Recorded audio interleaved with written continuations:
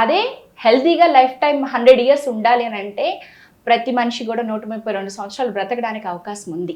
దానికి మనం ఏం చెయ్యొచ్చు అని అంటే, తాబేలు గురించి చెప్పాలంటే అత్యంత ఎక్కువ ఆయుర్దాయం ఉన్నది తాబేలు. 400 సంవత్సరాలు ఉంటుంది. సో ఎందుకు ఉంటుంది అని అంటే, తాబేలు నిమిషానికి ఒక 2 నుంచి 3 సార్లు మాత్రమే గాలి తీసుకుంటుంది. అలా ఎప్పుడైతే మనం ఇప్పుడు 16 నుంచి 20 సార్లు నిమిషానికి గాలి తీసుకుంటూ ఉంటాము, మన శ్వాస రేట్ని, రెస్పిరేటరీ రేట్ని కనుక మనం తగ్గించుకోగలిగితే, అట్లీస్ట్ 8 to 9కి కనుక తెచ్చుకోగలిగితే మన బాడీలో ఆక్సిడేటివ్ స్ట్రెస్ తగ్గుతుంది.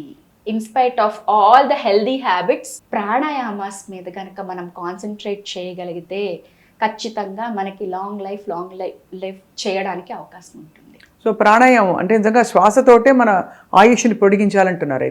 అయితే 132 సంవత్సరాలు బ్రతకడం సాధ్యమా జ్యోత్స్న తేజ గారు? ఖచ్చితంగా సాధ్యమే. బ్రతికిన వాళ్ళు ఉన్నారు, ఇంకా బ్రతుకుతున్న వాళ్ళు ఉన్నారు.